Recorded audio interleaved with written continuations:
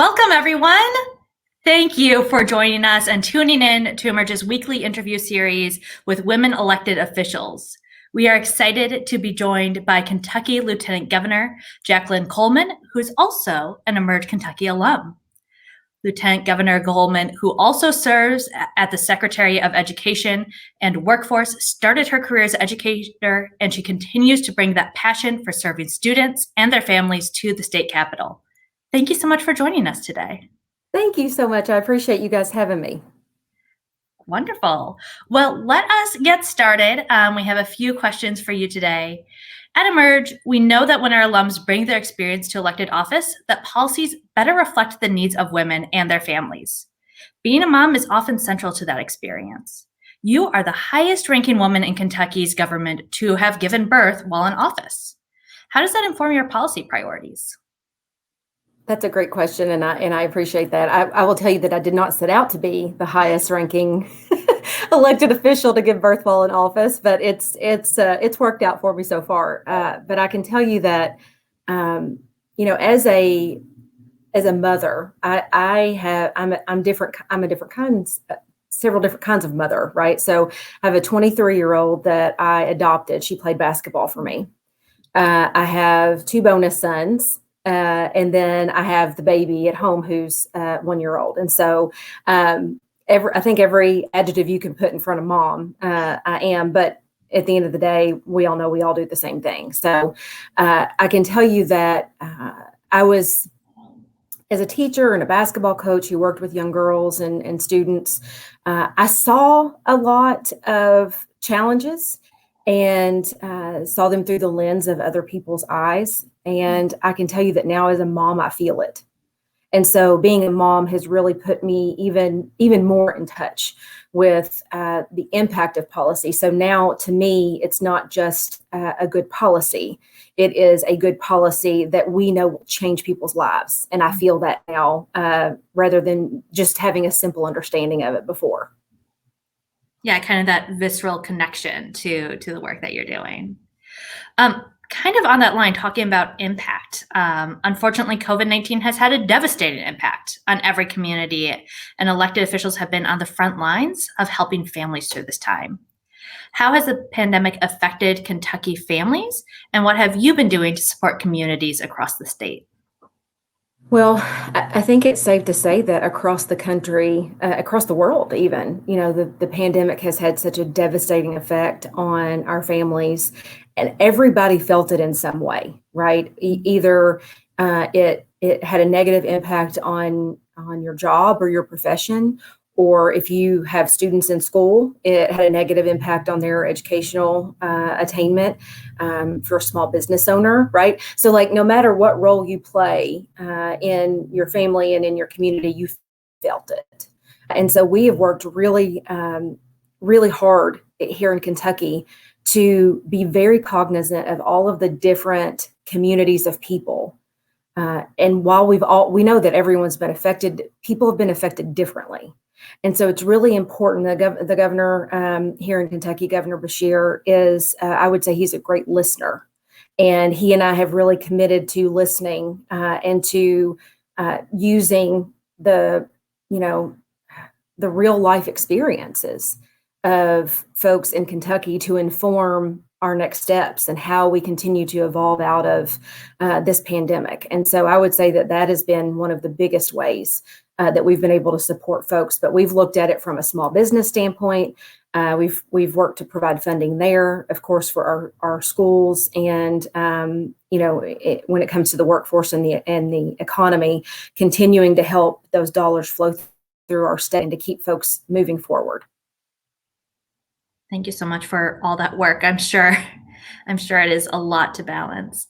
And drilling down a bit on how COVID is impacting different communities, right? We talked earlier about you being a mom, a former teacher, so just how deeply this has impacted students, teachers, and schools. What have you been doing and how have you been strengthening the state's education system during this time? Well, I'll be honest with you, that has been what I've probably spent most of my time either doing or worrying about as Lieutenant Governor, but also as Secretary of Education and Workforce Development. And I can tell you that this pandemic, while it created its own set of challenges that we just got finished talking about, one thing it did also do was it compounded old challenges, right? And so the one thing that I tried to focus on was using this as an opportunity to capitalize on the sense of urgency, right? So all of these challenges that our education system has been facing all along, and I can tell you I dealt with it in the classroom, the digital divide, right? Whether or not kids have access to not just devices, but connectivity, right? The challenge that we face with a mental health in this country that goes either unspoken or untreated. The funding for our classrooms that has dwindled year after year after year. And all of a sudden, the pandemic hits and people are like, what do you mean kids don't have computers? Right? What do you mean, that our classrooms are not fully funded? And the entire education community just facepalmed together because we're like, we have been saying this forever. And so the ways that I have worked to help build up our schools as we come back from this, we have a lot of really great educators and education leaders in Kentucky who will be all over the instruction and the professional development and all of the academic issues that we face. So what I want to not fall by the wayside is a focus on mental health, a focus on teaching the whole child, as we call it here, which is it beyond the classroom, right? And it has to do with lots of interactions that our kids have and the experiences they bring with them to school. And then the other thing is funding. One of the things that we heard over and over and over again from the federal elected officials, from state elected officials, Democrats, Republicans, we got to get our kids back in the classroom, right? And so to that I say, a deal, but let's also make sure that the classrooms that we're sending them back to have what they need, right? And so that becomes the focus as well. Wow. That's wonderful. And I do really appreciate that focus on mental health and seeing the child as a full being who also exists before and after they step into the school building. Right. The pandemic has also changed a lot about how we work. And I'm curious about how you're addressing the changing economy and the workforce in Kentucky. Oh, that's another exhale that I'll give you. So the workforce development component of this job, to me, when we talk about, everybody jumps to what a good economy is, right? What does it take to have a good economy? And the reality is it takes a skilled, prepared, flexible workforce, and that is rooted in education. And so it truly drives me to understand that the decisions that we make in our classrooms and the decisions that we make that help prepare people for the workforce are what will determine Kentucky's economy in the future. And so I don't take that lightly. And so what I will say is the pandemic, it forced us to become better with technology, right? You and I are doing this virtually right now. Don't know that would have happened before, maybe it would have, but it certainly, again, created a sense of urgency for us to understand these things and to change the way that we work. With that, we know that automation that we thought was 10 years away is probably more like 5 years away, right? And so being able to produce not just an incoming workforce that's prepared, but to help the workforce that's currently there to upskill so they don't get left behind in the new economy is what we're really focused on, especially when it comes to women, because we know that the pandemic has disproportionately affected women. And it has to do with childcare. It has to do with early childhood education. I always talk about early childhood education as a workforce issue, right? This is a workforce issue. And so changing the conversation, elevating these issues to the forefront to make sure that women have what they need to either reenter the workforce or, to even move up in the workforce are things that I'm very focused on, because we took the brunt of the pandemic and we've carried the country on our shoulders this whole year. And so the least we could do is figure out how to create an economy that works for everyone. I think that's so important. Thank you for that work. We've been talking a lot about the COVID-19 pandemic.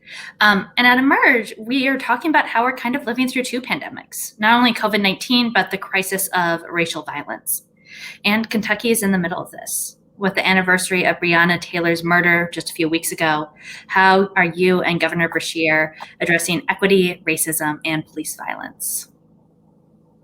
So I'll go back to kind of where we started today with being a mom impacting policy and the lens through which I see challenges now. And being a mom has really made me tune into not just Breonna, but her mother, Tamika. And I've watched her over the last year fight for her daughter and fight for justice, and feel that in a different way now than I would have before. And there is so much work to be done, an incredible amount of work to be done. And so I had to kind of pare that down and think, you can't do everything. You can't, certainly one person can't do it all. So what can I do that will help to ensure that things like this don't happen anymore? And that led me to a couple of things. One was to propose and implement implicit bias training for every educator and school employee across the state. We will be the first state to do that. And it's important to me that we do that because every single adult that comes into contact with our kids, they shape their life in one way or another.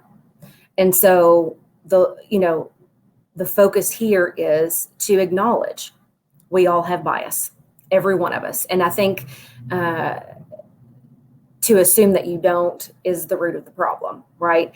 And so being able to confront it and be uncomfortable with it and to know how to move forward, especially when those behaviors and that bias impacts a child's education and impacts their life.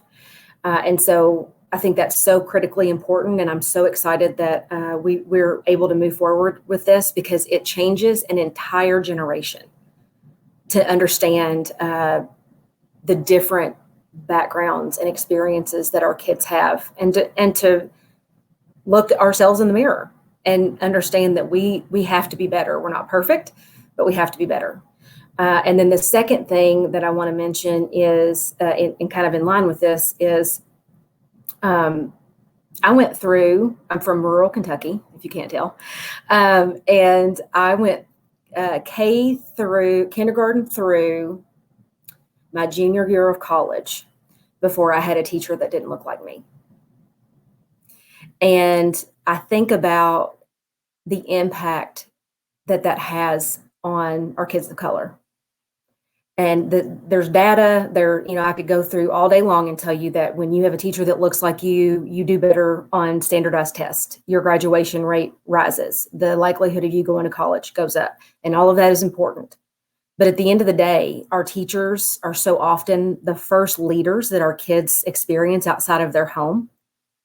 And so shouldn't every kid get to have an opportunity to see themselves in those leadership positions? And that's what it all comes down to. And so I was able to, as Secretary of Education, and with support from Governor Beshear, who is committed to this being an education first administration, we were able to invest $1 million into the Kentucky Academy for Equity in Teaching to recruit and to basically build a pipeline and to recruit more people of color into the profession.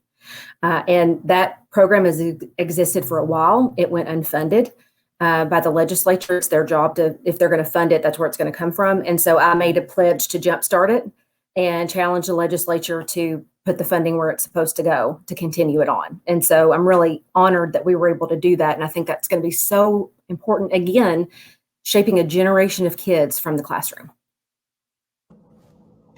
Those sound like such powerful interventions to have impact, just as you've said, on an entire generation. I can't let you go without asking about what it was like to run for office. What is the most important thing about running for office that you learned through Emerge and in your own campaign? Oh, wow. Okay. So running for office was a marathon at a sprint's pace. That's probably the best way to describe it. Not to mention that at the end of our general election, I was pretty pregnant, and so that made it even more interesting. I would say that I think from Emerge, what I got here in Kentucky, and you understand that. We have pockets of, urban centers, but most of the state's rural.